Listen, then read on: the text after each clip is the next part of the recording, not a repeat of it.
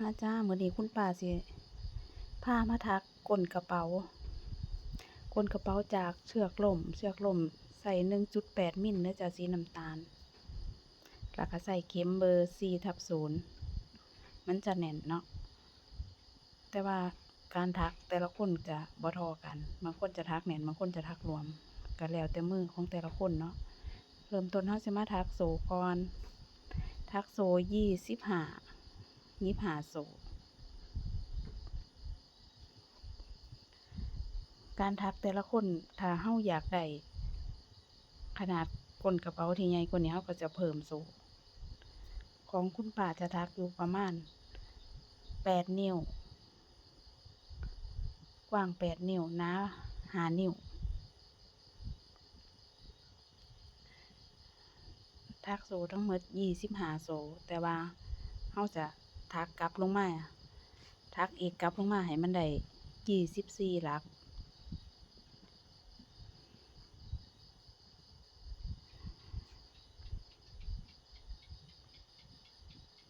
เฮาสามารถไปปรับแค่ได้ตามขนาดที่เฮาต้องการเนาะจ้ะอันนี้ครบ25หลักแล้วเฮาก็จะมาถักเอกลงหลักที่24แบบนี้เด้อจ้ะถักเอกไปจนสุดพุ่นล่ะแล้วก็พลิกกลับไปกลับมาจน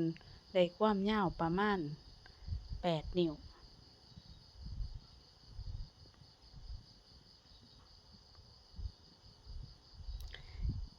อันนี้ถ่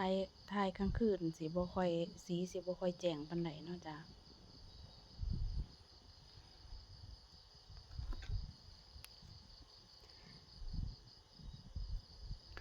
ถักเอกไปตลอดแถวเลยเด้อจ้ะถ้าผู้ใดเบิ่งบ่ทันหรือว่าบ่เข้าใจก็ทักถามได้เด้อจ้าคุณป้าจะเว้าบ่ละเอียดหรือว่าข้ามขั้นตอนใดขั้นตอนหนึ่งก็สามารถ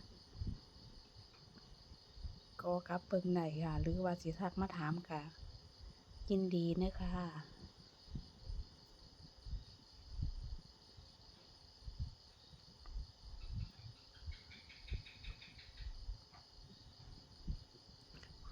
ครบ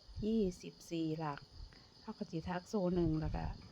กลับลงมาทักอีกหลักแรกคือเก่าเด้อจ้าแล้วก็ทักแบบนี้วนไปจนได้ความยาวที่เฮาต้องการเฮาสิทักทั้งเบิด2ชิ้นแล้วเฮาก็จะมาทักประกบกัน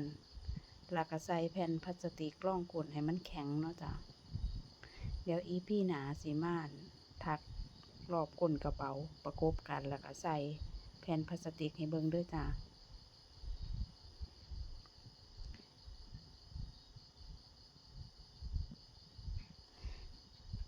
การจับเข็มแต่ละคนก็บ่เหมือนกันเนาะจ้ะแล้วแต่ความถนัดแต่ว่าคุณป้าละถนัดแบบจังซี่ล่ะทักเคยจับแบบคือผู้อื่นเพิ่นจับงามๆเฮ็ดบ่เป็น